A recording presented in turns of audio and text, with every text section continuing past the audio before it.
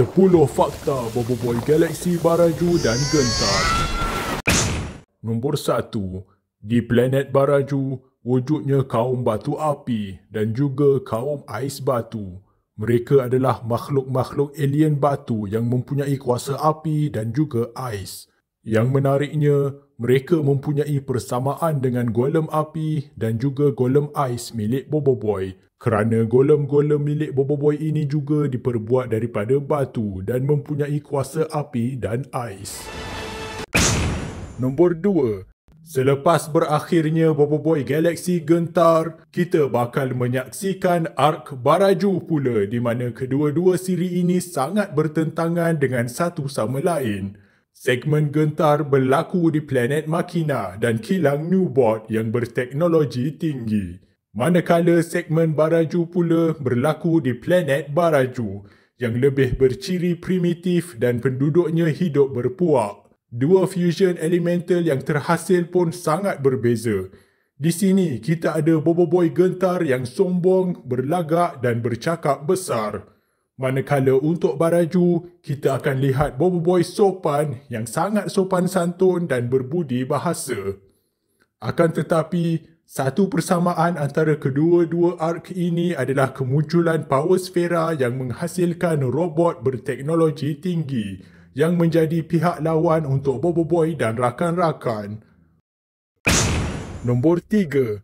Ini adalah perbandingan rupa Golem Gentar versi komik dengan Mecha Gentar versi animasi.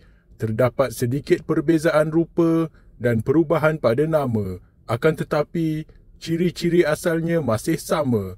Contohnya seperti cakar bilah elektrik yang keluar daripada kedua-dua penumbuk kiri dan kanan. Macam cakar milik Wolverine. Nombor 4.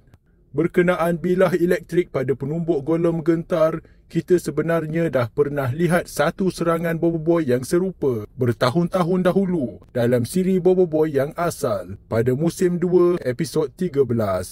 Dalam episod tersebut, Boboiboy Gempa melakukan combo bersama Boboiboy Halilintar dan juga Boboiboy Taufan. Hasilnya adalah Golem Gempa yang biasa digabungkan dengan pedang Mega Halilintar dan juga gerudi Mega Taufan. Lihat saja pedang Mega Halilintar pada penumbuk golem ini lebih kurang sama dengan ciri-ciri yang ada pada Mecha Gentar kerana kedua-duanya adalah senjata elektrik bersumberkan elemen petir daripada Boboiboy Halilintar. Maka serangan combo Boboiboy dalam episod yang lama ini merupakan gabungan asal Boboiboy Gempa dan Halilintar, cuma tanpa melakukan elemental fusion sahaja. Nombor 5.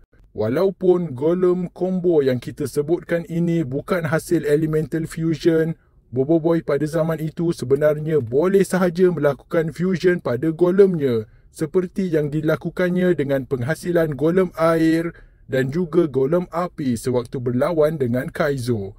Maka boleh sahaja jika Boboiboy mahu dia menggabungkan golem lamanya ini dengan elemen petir sewaktu kecil dahulu, cuma tidak dilakukannya. Nombor 6. Sebenarnya, dulu dah pernah ada satu golem yang serupa dengan Mecha Gentar, iaitu golem tanah 2.0 yang dibuat oleh Boboibot. Disebabkan Boboibot adalah robot, golemnya juga bercirikan besi, sama macam Mecha Gentar sekarang yang bercirikan besi dan kelihatan seperti robot mecha. Cumanya, golem 2.0 ini tidak mempunyai ciri kuasa petir atau halilintar. Nombor 7. Bercakap tentang robot mecha, orang yang mula-mula sekali membuat robot mecha di kalangan manusia di bumi sebenarnya adalah ayah Boboiboy iaitu Amato. Sebagai hero Mechamato, dia telah banyak kali melakukan mechanization untuk membentuk armor besar pada badannya yang kelihatan seperti robot besar yang dikawal. Kemudian pada musim ketiga siri Mechamato, kita lihat Encik Aman juga telah mencipta sut maskmana besar bersifat seperti robot mecha yang sayangnya jatuh ke tangan si alien kecil Chachix yang melakukan kerosakan di sana sini. Kemudian pada zaman Boboiboy, banyak lagi robot mecha muncul di sana sini selepas kedatangan Adudu ke bumi. Nombor 8. Mecha Gentar dilihat menggunakan serangan bercirikan tinju atau boxing sewaktu berlawan dengan raksasa.